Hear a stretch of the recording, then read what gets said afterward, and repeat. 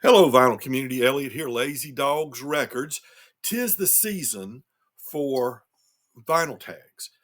When it starts getting cold outside, I think we start seeing a lot of vinyl tags. And of course, there's always the unofficial, official vinyl tag 2025, and lots of variations that come on at the start of the year, and then some vinyl tags throughout the year. And we're beginning to see a few here in the last month or so of 2024. So I thought I would do a vinyl tag. I originally thought I would do the 2025, come up with 20 questions and do that. But Edwin, Pretty Green Vinyl Guy, he came up with 20 questions, and he has posted that tag. So I'm rearranging, adapting what I was thinking about doing.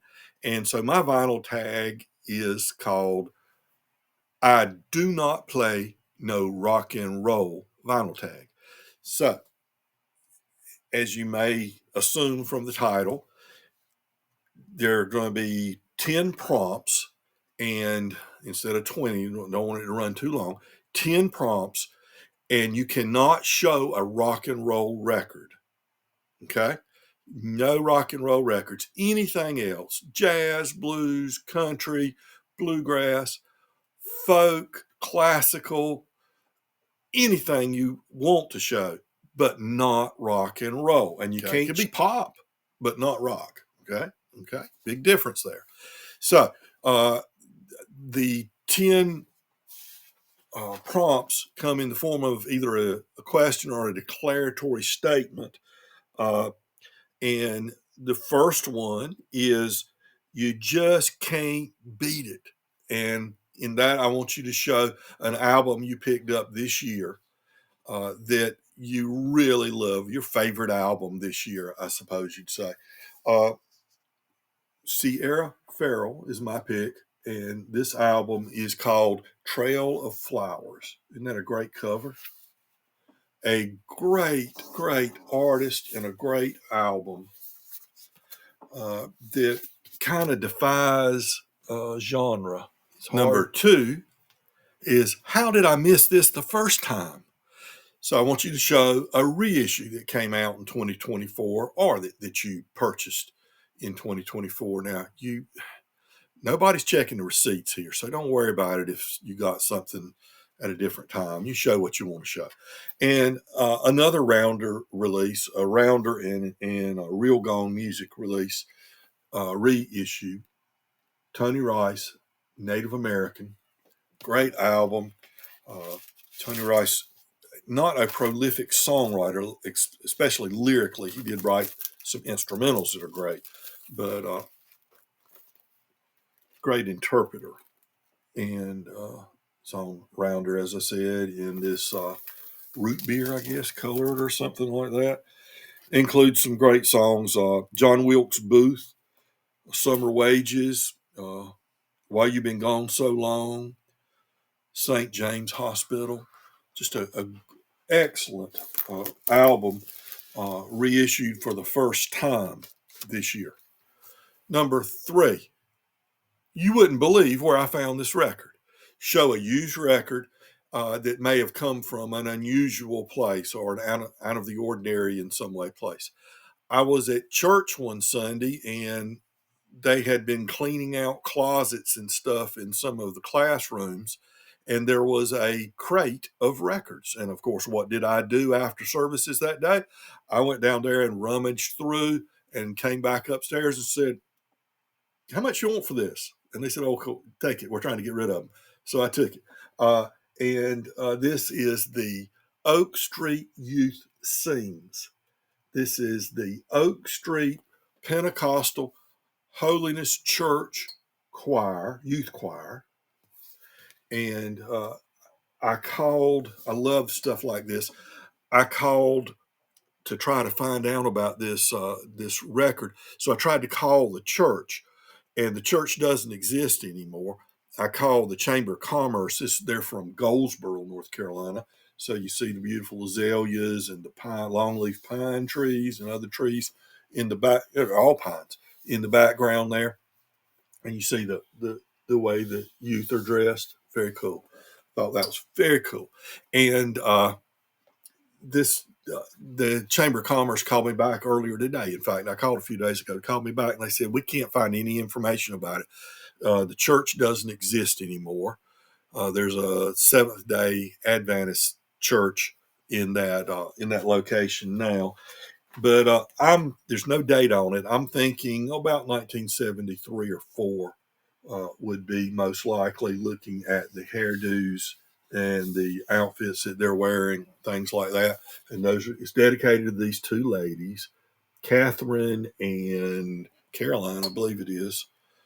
Catherine and Caroline, who worked as the youth directors there at the church. I love those sorts of things. Now, Pentecostal holiness, that's a very exuberant uh, musical presentation, usually in a Pentecostal holiness church. I mean, they get down. So I was expecting when I put this on that that's what I would hear. But they must have been rebelling against their parents because it is the most sedate, uh, mainstream musical presentation, choir presentation as you can imagine. You know, nothing like what I would have thought coming from a Pentecostal holiness church. Okay. Number four, I don't really know what made me do this. Show a record that's kind of out of your wheelhouse that you purchased this year. And it will be this artist from Uganda. And he's playing the thumb piano, I believe it is called. And I'll have to look here to say his name. His name is Ikuka Morris Shirkita. And the album is T Quaro Algo Ikura. And this is, there were only 200 vinyl pressings of this. And I sent away to Bandcamp, I believe it was, and got it. And they shipped it from New York. So I imagine they sent most of the copies here, or a lot of the copies here to the U.S. and let them sit there. And as people bought them, they wouldn't have to import them all the way from Uganda. But didn't have to pay a whole lot of money for it. But because there's only 200 copies, that's already commanding a lot of money in resale. But I'm not going to resell it. I got it because I heard it on a live stream on the in the vinyl community, and really like to hear that very folk African folk music played on the thumb piano. Number five, check this cover out. Uh, Obviously, this one is show a album cover from a record you got this year that you really like the artwork for. I think it's really cool. And this is Charlie Parr, this Folkways record. Check this out. This is a nice painting here. And there it is, continued on this side. And the name of the album is Little Sun, Sun. Show that to you one more time. Folk artist on Smithsonian Folkways. Number six, it's just so pure. Show an album you picked up this year that is uh, mostly, if not completely, acoustic. Okay, so this was a record store day. I didn't pick it up on record store day. I waited a couple of months until the price went down from the original price and got it. And this is not completely acoustic, but it's mostly Nat King Cole at the Blue Note Chicago, live at the Blue Note Chicago. And of course, it's Nat, the piano, his great voice, his great piano, bass, drums, and guitar. Now it's a hollow body electric guitar that you hear on it, but mostly this is mostly an acoustic uh, effort from Nat King Cole. Great album, by the way. Uh, Great album. It's uh, it's kind of when he was in kind of a transition period. He had been playing as a trio added the drums on this tour, and so there were 4 of them instead of 3. And at the same time, he was going into the studio and recording with full orchestras. So it's a little different sound than what you would hear on the radio at that point in his career. Number 7, Play It Loud or Don't Play It at All, an album that you really need to turn the volume up to truly appreciate it. Art Blakey and the Jazz Messengers. The album is Ritual, and it's on Pacific Jazz Records. I got this at a record show recently, I believe. And you really should not play a Jazz Messengers record unless you have the volume up really high. It really booms when you do. And so that's Art Blakey and the Jazz Messengers. Number 8. I know I already have it, but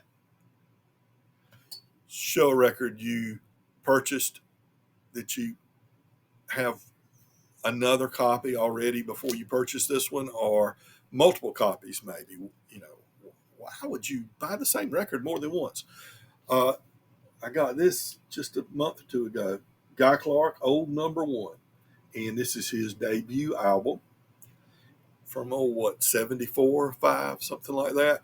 And maybe 73. And just a great debut. Maybe the best debut album by any artist I can think of. And that's a Japanese pressing. I just bought it. I bought it. I've got a UK pressing, a repress, and a US pressing. Why do I have 3 copies? First of all, I got that one for a good price. Secondly, one of them it plays more VG than VG Plus or better. And also, I just can't resist it.